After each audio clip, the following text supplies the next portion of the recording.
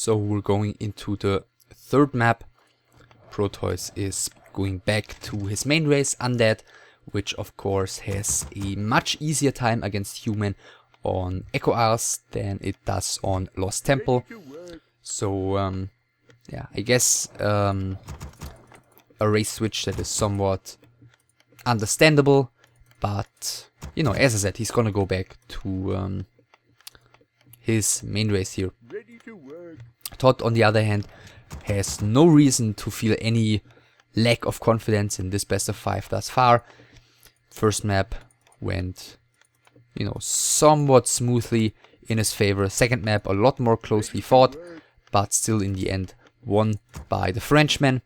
And therefore I guess we're just gonna see an IEM again, a bunch of footmen early on, a fast expansion, and so on. On the other side of the map we do see that Protois is going for the Death Knight, I imagine. Yes, for the Death Knight. And for, well, the same build that he went for previously. Second, no, this time we're not seeing a second Ziggurat by him, so he's switching up his build order a little bit here. Thus far, this is exactly the late Fiend build, which, well, given that this is early 2008, and ToD really started gaining some influence eventually during 2008. I guess it took about another year or so until the late Fiend build really became more popular against human than the ghoul build order. So it looks like Protois is probably gonna give that one a go here on this third map. ToD in the meantime having his IEM almost out. Footmen chasing the Scout Acolyte. Militia are being pulled. Death Knight heading across the map here. Yeah, third ghoul is gonna fit. Ah, no, he's adding a fourth ghoul, so he's not going for the, you know, 3 lumber ghouls and then at 17 supply, which he would be at if he didn't build the ghoul right now. Now he's cancelling it. Okay, so proving me wrong here again. Let's just wait and see what he's going to end up going for here. In the meantime, he's stealing one of the trappers here. He's doing the last hit with the DK against the water metal. This one he didn't get. The coil was in the air, but the trapper falling first, trying to get the deny here. So Protois, yeah, really still giving it his all here, of course. And yeah, thus far it's looking somewhat promising, but of course nothing of game deciding magnitude has happened thus far. Another scout farm has been built down here. And now, okay, just cancelled the ghoul to get his tech started more quickly. Now adding another Ziggurat and adding another ghoul. So it looks like we're not gonna see the very quick switch into Fiends by the Undead player, who's stealing another creep here. He's gonna have one more coil remaining only though by the time ToD starts creeping his expansion. The last hit is actually dealt here by the IEM, denying the experience. And the militia are being pulled right now. So yeah, ToD is gonna go ahead and creep his expansion. XP wise, he has really suffered a bit here though. He's gonna be very far away from level 3 by the time the expansion is finished creeping. Then again, due to the build order of Protois here, I don't really know what the plan is going to be, because once this expansion is finished creeping, Protois isn't gonna have Fiends and neither the potential to harass efficiently with ghouls, because he's got so few ghouls as well. His tech is going to be more quickly. But other than that, well, he's gonna have to show us. DK is falling back. Yeah, as you can see, he only has his DK at this point. Now pulling 3 ghouls, and the first Fiend is out already. So switching into Fiends after all. Yeah, dancing around here. First scout tower is coming. Yeah, has to retreat towards the top again. ToD is playing this very safely. I mean, at the time, he cannot really do anything with his army except standing here and stopping this DK from coming in, using Rot and killing all of his peasants. And actually, ToD is doing a very good job here, just always threatening this around. And Protois has so far not even been able to pass through here and use his last charge of Rot. Now he's been able to do so. There is one coil, which I guess this ghoul is going to get any second, which, yeah, is happening right now. The Fiend is attacking the tower. Is ToD going to react in time and repair there? The first peasant has fallen. Finally level 2 on this DK. The IEM still very far away from level 3. The ghoul is going to fall, I guess. One more hit. No, the ghoul is actually surviving here. And the Fiend is retreating as well. The IEM does not have the time to chase after any of those low units. I guess these two are gonna fall though and get this IEM very, very close to level 3 already. Just as I said, once again I'm proven wrong. The ghoul is surviving for now. Is the IEM going to go ahead and chase him down? He's trying, but Protois is blocking. So yeah, as you can see, Protois definitely deservedly in these playoffs. But you know, ToD also has proven thus far that he's not all too bad of a player. And is he actually going to catch the ghoul up here? No, the ghoul is hiding, so no, he isn't. One Fiend very low HP, the next Fiend out already as well, and ToD with the IEM trying to find some low HP units retreating here, but thus far he hasn't been lucky. Let's see if the Fiend is gonna get into some serious trouble here. Oh, he sees it too late. I think the base is closed here, so the Fiend has to go around the bottom, but the DK is coming in time for the coil, and therefore the Fiend survives. Protois, yeah, with the tower here, with the 3 Fiends, with the DK there, with the rod, has to fear no harassment currently, or should at least not be afraid of any harassment, as far as I can tell. ToD would probably do fine to just creep up a bit himself, but he decides to go for some harassment nevertheless, and perhaps he's gonna get even a surround here, as the Fiend has been ensnared by the creeps, and yes, he does get a surround, does get a kill, does get his IEM very close to level 3 without creeping any further here. Protois does have the slaughterhouse finished though already. Lich is about to spawn, well, not really, but soon, and his tier 3 is about to finish, so things are looking okay thus far for Protois, but the expansion is up and running. ToD getting defend behind this next footman as well, and it looks like now he's probably gonna go ahead and creep the goblin merchant in the middle of the map, making sure to get this camp before Protois gets his Lich out and picks up his orb, and you know, has the means to easily prevent ToD from getting any of those 2 middle camps scrapped. So yeah, ToD making some good use of his time here. Lich is now out, picked up the orb as expected, and he's building another Acolyte, so it looks like we're gonna see counter expansion here by Protois. No you know, great pressure anytime soon. He's picked up a Sacrificial Skull with his Lich as well, which is all going to be seen by ToD here by the time, well, now I guess. The Undead Army heading down here, ToD heading down there as well, and now, as we saw, he just clicked the Lich, he saw the orb, he saw the skull, and he knows exactly what's happening here, coming in from the left hand side. He did pick up Dust of Appearance and Boost of Speed at the shop, and he's going straight for the first statue. The Acolyte is there, and he's going to be able to start producing some cigarettes.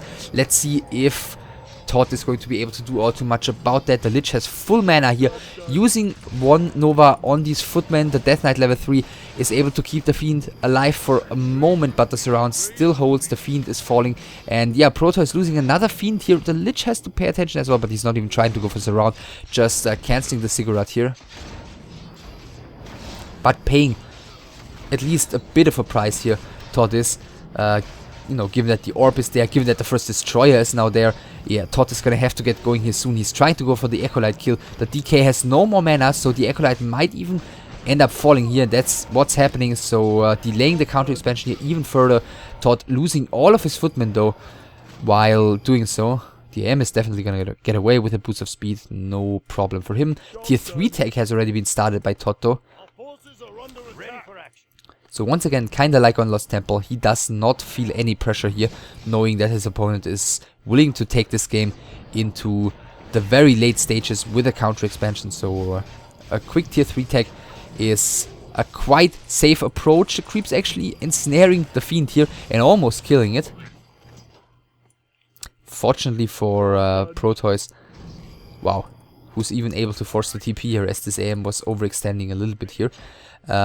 Fortunately for Protois, as the Fiend was ensnared and a non-ensnared unit was joining the fight, the creeps didn't continue attacking the ensnared Fiend there.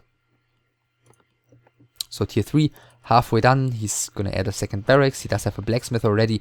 I'm assuming double workshop is probably going to be built any second on well, the side of the human. There is one workshop and here's going to be the second. So we're gonna see knights and flying machines, the expected unit composition. Lich level 3 in the meantime, with a total bonus damage of 17 already. DK level 4, so hero levels are looking somewhat decent for Protois. And ToD even reveals here, just to make sure there is no shade to see him, but the destroyer has scouted him, and with the Panda third, Protois is gonna head down there immediately to try and stop well, I was about to say ToD from cancelling his expansion, but the expansion isn't even in production. Perhaps the Acolyte should quickly hide here, but he doesn't. Coil Nova is going on to the IEM and he's going to be forced to Town Portal immediately again. Yeah, Town Portal with 9 HP. He's getting the kill on the Acolyte again though, delaying the expansion even further. Ziggurat had to be cancelled as well. And once again, Protois is left without a counter expansion coming. Protois, by the way, still at 1 crypt, 1 slaughterhouse, nothing else tech-wise. No banshees coming, no... well, banshees wouldn't make... or don't make sense against a non-griffin playing human anyways. But, well, nothing else coming but fiends, destroyers, and perhaps, abominations. No boneyard and no temple is what I'm saying.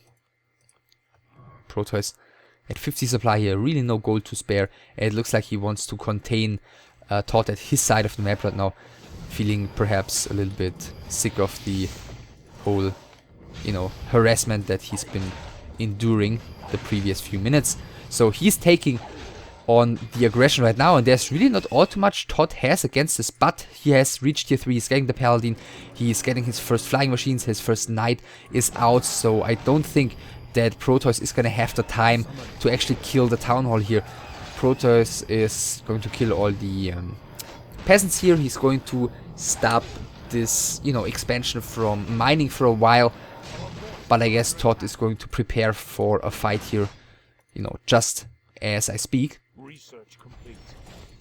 Another 2 knights will spawn in just a second, and then he's going to be up at 3 knights, and I think that's when he's going to decide to engage here.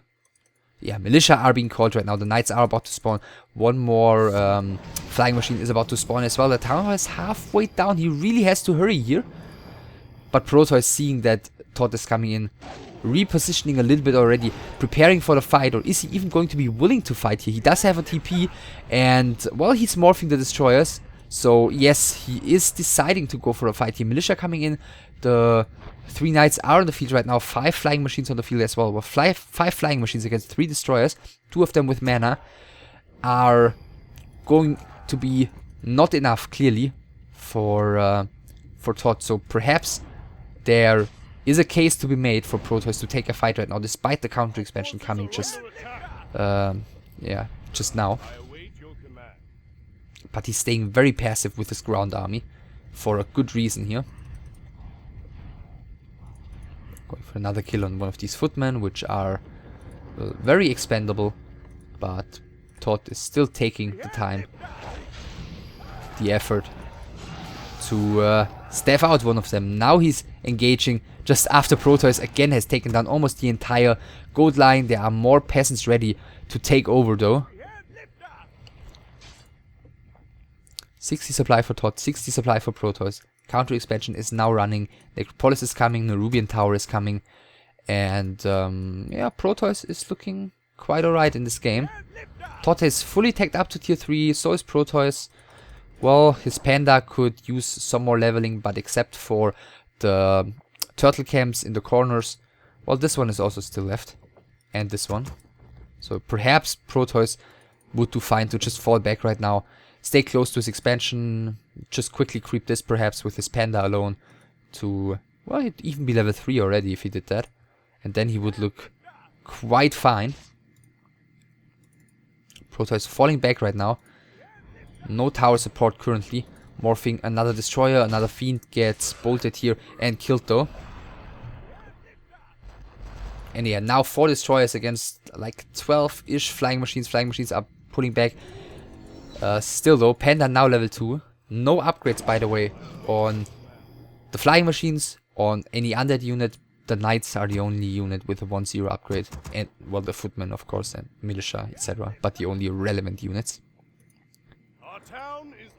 And more flying machines are coming in. A gargoyle by Protois, but I guess it's only one.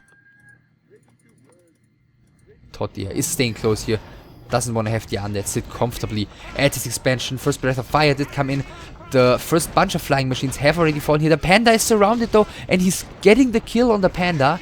I mean, it's only a level 2 hero, but still, killing a hero, generally speaking, never gonna hurt you. And the first destroyers are also falling. TP has to be used by Protois there to get out of this awkward position with his DK and his fiends. It looks like the destroyers, well, still standing. Both of the fiends are falling. The Lich has to run out of there, just reaching level 4. The flying machines have won the air fight, and there's only 1 destroyer left, as well as the 2 heroes and 3 towers on the side of Protois, and ToD has to fall back nevertheless. Bit of mana on the Paladin, 1 bolt on the MK, a bunch of knights, but it looks like he doesn't feel like taking this fight against the 3 towers, against the Blight. I'm not really sure. I think he could probably dare to move forward here. Now the crypt is coming by Protois, and he's actually going into mass gargoyle production. So he's gonna have to win the air fight here against these gyrocopters. He's got no ground unit except banshees maybe that can take on these knights. So I guess gargoyles is the approach here to deal with the flying machines. Which, you know, has been working sometimes. And we're just gonna have to wait and see how well he's gonna be able to do with those. Well, the important point, I guess, is that the expansion is still running. Expansions on both sides are still running. Crypt has been cancelled up here, rebuilt down there. And ToD is just, yeah, running around the expansion. And Protois is just trying to not die and stay close to the expansion. Bolt is hitting the Lich here, but the DK is able to block the way free. There's no mana currently on the DK, so this Lich is still in serious trouble, trying to run away here, getting another Bolt Holy Light combo, and is probably, no, he is surviving at 20 HP. The next Knight hit is coming in though. The Lich is dying. Mountain King is reaching level 3 due to that, which isn't gonna hurt ToD as well, but at the same time the towers have actually won Protois the air fight this time. There are only 2 gyrocopters left in the air, and they are definitely not going to do the job against 2 destroyers and a gargoyle. So I think Protois, despite losing his Lich here, is probably going to be able to hold this expansion, because ToD is going to have to fall back and produce more anti-air. There's nothing he can do currently against these destroyers.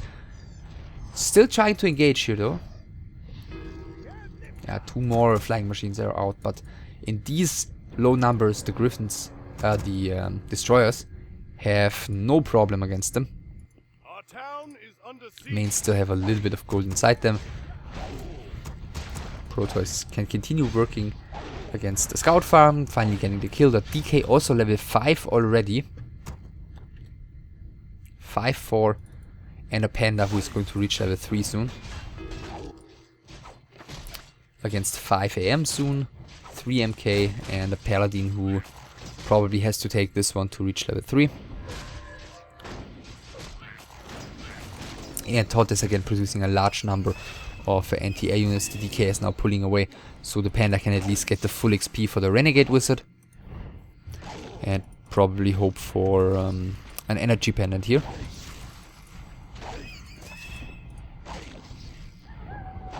Let's see what he's getting. Ring of Protection +2.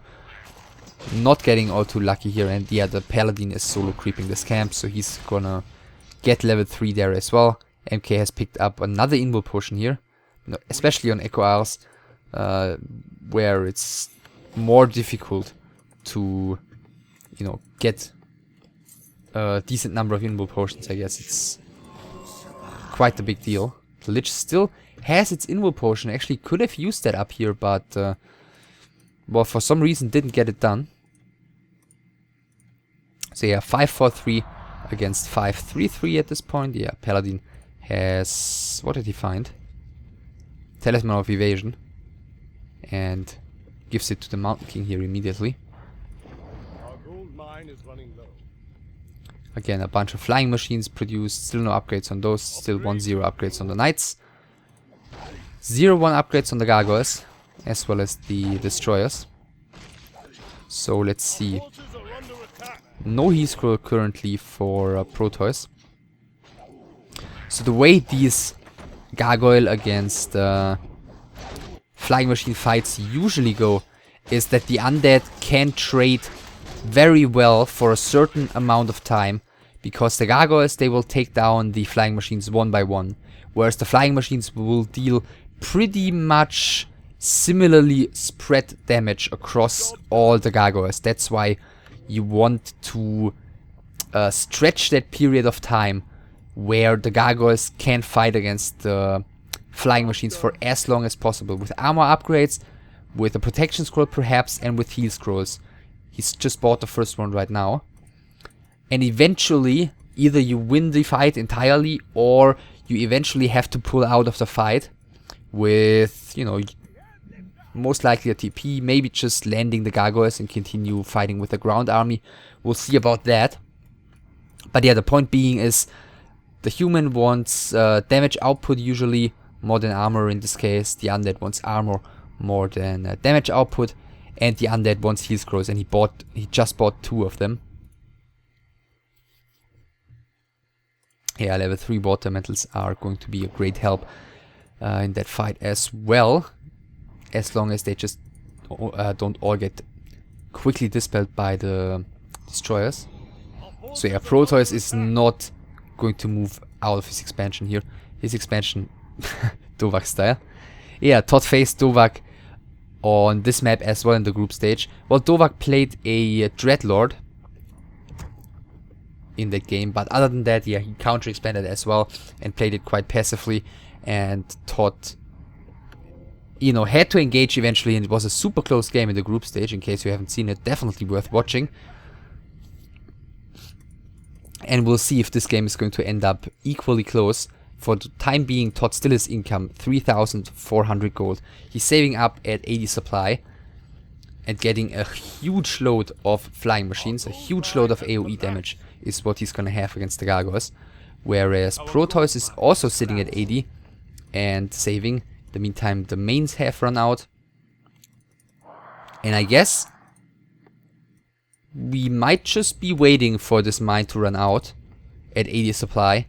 And then I guess we could see ToD breaking and pushing. Job's done. Job's done. Well, we'll keep an eye on ToD's supply. Yeah, killing his own peasants here to make some more room for more flying machines. Yeah, Protois is doing the same thing, adding 1 shade only as far as I can see, at least thus far. So this one is eventually going to be seen by a flying machine here and killed. And then maybe Protois could use a new one. But those have all died right now. Protois is at 76 supply. I guess he's waiting for some scouting information to see what unit composition ToD is exactly going for. And once he sees this, I guess he's just gonna go full Gargoyles. By the way, first attack upgrade in the meantime by ToD as expected. I guess he's gonna just finish the second one and getting the third one. While Protois is at 1-2 currently. I guess as they're both saving up resources is a upgrades is a reasonable way to spend the resources. Protois in the meantime 5-4-4. Still 2 heal scrolls. Scroll of the beast found here could actually be very useful in a fight, using it on all of these Gargoyles. And ToD is moving out. He's still at 80 supply. see... Does he see the shade? Not yet. Now he sees the shade. And this is... Yeah. I mean... 3 groups, if I see it correctly. So we are at 30-ish flying machines. And the boneyard here, I don't really see that ever coming into play against such a large number of flying machines. And this Protois is actually willing to engage here in the middle against this. It looks like he is. ToD is totally mispositioning this one group of flying machines though. And losing... Well, there are 4 remaining, so he lost 8 of them. Yeah, and with all of the mana and with the flying machines flying on the completely wrong side of the map and ToD being completely out of position there, this turns out to be a very good fight for Protois. Killing a knight, killing 8 flying machines, getting the TP, and running back to his expansion. 3rd defense upgrade finished in the meantime. I guess ToD is going to build some more flying machines here, down to 1,400 gold in his mind right now. So, not even sure if he's going to be able to go up to 100. 3-0 upgrades on the flying machines, no defense upgrades being researched here.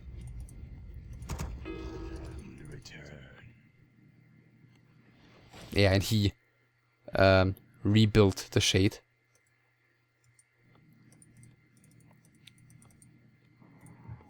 He does have 1, 2 crypts getting Ghoul Frenzy upgrade right now.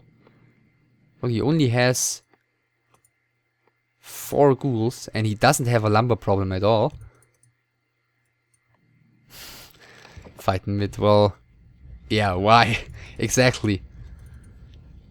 Protois can just wait it out. Protois has another 4,800 gold to mine here. Research complete. So getting the 2nd attack upgrade on his gargoyles right now.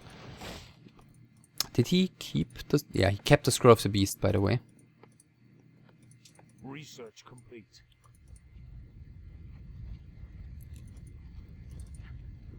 And ToD... Well, yeah, ToD is gonna wait it out here. He's gonna have about 1,100 gold once this mine runs out, which he can spend on more flying machines. We'll see if he's going to decide to do so, and then he's going to have to push. I don't think waiting for Protois' mine to actually expire is an option here. Protois is going to be able to go up to 100 supply, full upgrades, great items, everything he wants to.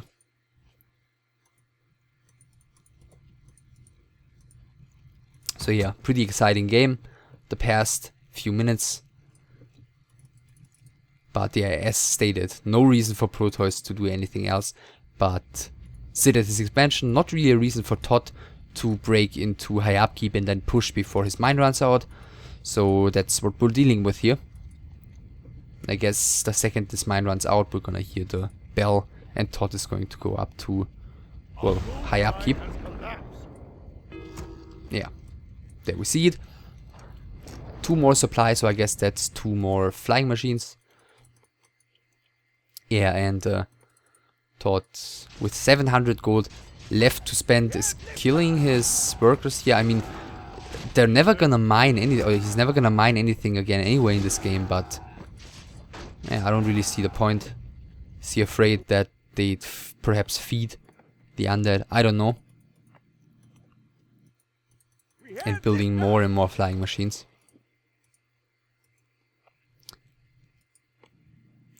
And Protois is still sitting at 80 here.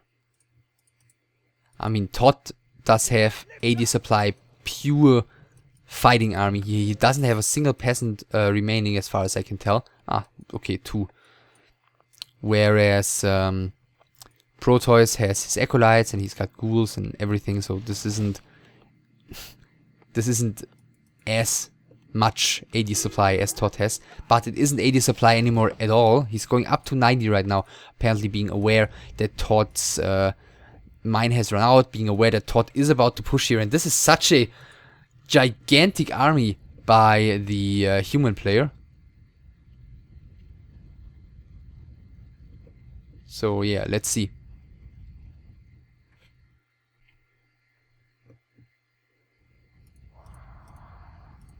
Yeah, ToD with 3 invul potions, no town portal, but he's gonna be all in anyways. And Protois, 2 invul potions, 3 heal scrolls. Yeah, still has the scroll of the beast. Even though this isn't looking like so many air units compared to, well, this is going to spread out quite quickly. So yeah, let's see. He's coming in with the flying machines pushing forward. Protois actually got a frostworm. I mean, okay, that was not gonna do all too much. And the flying, oh my goodness, look at the flying machines tearing apart these gargoyles. There's, yeah, all of them are gonna die in just a second. And wow, ToD is looking so superior in the air. Protois all of a sudden dropping down to 33 supply underneath the, yeah, underneath the flying machines. I guess the ground army wasn't looking all too strong as well. So that was the fight this game was building up to. Well, perhaps 20-second fight there.